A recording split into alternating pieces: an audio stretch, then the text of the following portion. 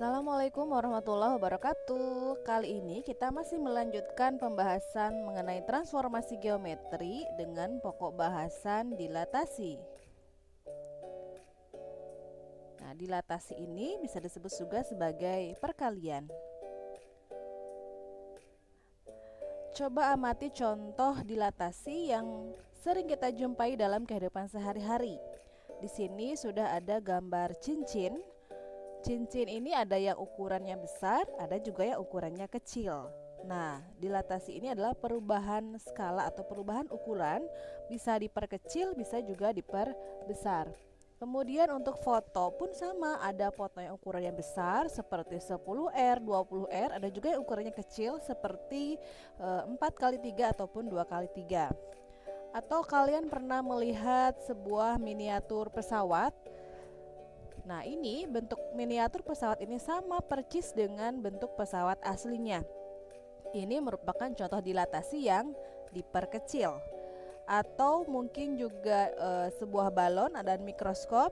Nah, mikroskop ini untuk melihat benda-benda yang sangat kecil. Nah, ini untuk dilatasi yang diperbesar. Contohnya ya. Kemudian untuk balon pun sama, ini untuk contoh dilatasi yang diperbesar. Nah, dari contoh-contoh tadi dapat kita simpulkan bahwa dilatasi atau perkalian merupakan perubahan ukuran suatu benda, baik itu perubahan ukuran yang diperbesar maupun perubahan ukuran yang diperkecil. Nah, di sini sudah ada gambar, bisa kalian amati di layar. Ada sifat-sifat dilatasi yang warna biru ini adalah gambar aslinya.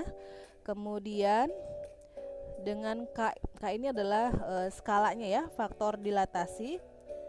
Jika dilatasi ini diperbesar, maka ukurannya pun akan semakin besar. Jika faktor skalanya diperkecil, maka ukuran gambarnya pun akan kecil dengan posisi yang sama.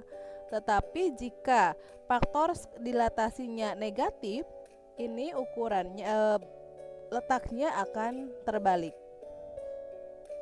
Di sini sudah ada rumusnya, dilatasi dengan pusat 0,0 di sini ya, pusat 0,0 dengan faktor dilatasi K, misalnya ada titik A, X, Y, didilatasikan terhadap titik pusat 0,0 dengan faktor dilatasi K, maka bayangan A-nya adalah K dikali X, K dikali dengan Y. Kemudian jika dilatasi dengan pusat A, B dengan faktor dilatasi K, jika di sini ada titik A, X, Y dengan titik pusatnya A, B dan faktor skalanya K, maka bayangannya menjadi A ditambah K, X dikurangi A, B ditambah K dalam kurung Y dikurangi B. Nah, supaya lebih jelas, coba perhatikan contoh soal yang ada di layar.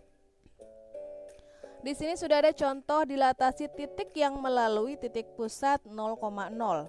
Tentukan bayangan titik P negatif 2,7 oleh dilatasi 0,3. Karena dilatasi 0,3 berarti ini melalui titik pusat 0,0. Nah, kita tuliskan terlebih dahulu rumusnya. A, X, Y didilatasikan dengan titik pusat 0,0 dengan faktor dilatasi K, maka akan diperoleh bayangan K dikali X, K dikali dengan Y. Kalau di dalam contoh soal, ini ada titik P, titiknya itu negatif 2,7, kemudian didilatasikan terhadap titik 0,3, maka bayangannya menjadi K-nya itu 3 ya, berarti 3 dikali dengan negatif 2, 3 dikali dengan 7. 3 dikali negatif 2 yaitu negatif 6, 3 dikali 7 yaitu 21, sehingga bayangan titik P-nya adalah negatif 6,21. Kita berikutnya ke contoh yang kedua, yaitu contoh dilatasi titik yang melalui titik pusatnya A, B. Tentukan bayangan titik P 7, negatif 3 oleh dilatasi 1,22. Berarti ini maksudnya adalah titik pusatnya 1,2 dengan faktor dilatasi K-nya yaitu 2. Nah, baik, kita masukkan dulu ke rumusnya. Titik A ini X, Y didilatasikan terhadap titik pusat A, B dengan faktor dilatasi K, maka bayangannya akan diperoleh A ditambah K dalam kurung X dikurangi A, B ditambah K dalam kurung Y dikurangi dengan B. Sekarang kita tinggal masukkan ke contoh soalnya. Di sini ada titik P 7, negatif 3 didilatasikan terhadap titik pusat 1,2 dengan faktor dilatasinya 2. Maka diperoleh bayangannya yaitu A-nya itu adalah yang ini 1, berarti 1 ditambah dengan K-nya itu yang ini 2 dalam kurung X 7 dikurangi dengan A 1. Seperti ini ya. Kemudian yang ininya B-nya itu adalah yang 2 ditambah dengan K-nya itu ini dalam kurung Y negatif 3 dikurangi dengan B yang 2. Setelah itu kita tinggal jumlahkan dan kurangi saja. 1 ditambah 2, 7 dikurangi 1 yaitu 6, 2 yang kita tulis ulang ditambah 2, negatif 3 negatif 2 itu jadi negatif 5. Sehingga bayangannya menjadi 1 ditambah 2 kali 6 yaitu 12, 2 ditambah 2 kali negatif 5 yaitu negatif 10. Sehingga bayangannya diperoleh yaitu 13, negatif 8. Baik, kita lanjutkan ke contoh yang ketiga. Contoh dilatasi kurva yang melalui titik pusat, mohon maaf ini ada yang keliru yaitu 0,0. Di sini contohnya, tentukan persamaan bayangan kurva Y sama dengan 4X dikurangi 3 jika didilatasikan oleh titik pusat 0,3. Berarti kita masukkan dulu ke rumusnya yaitu A, X, Y dilatasi terhadap titik pusat 0 dengan faktor dilatasi K, maka akan diperoleh bayangan KX dikali dengan KY.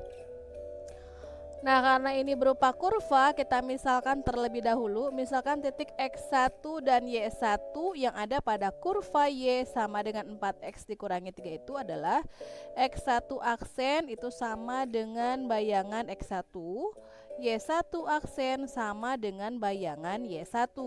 Sehingga karena faktor dilatasinya ini 3 atau skalanya 3, berarti X1 aksen itu yaitu sama dengan 3 kali X1 dan Y1 aksen atau bayangan ini akan sama dengan 3 kali Y1. Sehingga akan diperoleh bayangan kurva Y aksen sama dengan 4X aksen dikurangi 3. Kita masukkan Y aksennya itu yang ini 3Y1, kemudian X aksennya yang 3X ya. Y aksen yaitu 3Y sama dengan 4X aksen itu adalah 3X, 4 dikali 3X dikurangi dengan 3. Sehingga 3Y sama dengan 4 dikali 3X jadi 12X, yang satunya bisa kita abaikan. Dikurangi dengan 3, ini kita bagi dengan 3 semua, 3Y dibagi 3 yaitu Y, 12X dibagi 3 yaitu 4X, dikurangi 3 dibagi 3 yaitu 1. Sehingga bayangan kurvanya adalah Y sama dengan 4X dikurangi 1. Nah, itu tadi materi kita mengenai dilatasi. Semoga apa yang disampaikan dapat dipahami dan dimengerti. Sampai ketemu pada pertemuan berikutnya mengenai materi rotasi. Assalamualaikum warahmatullahi wabarakatuh.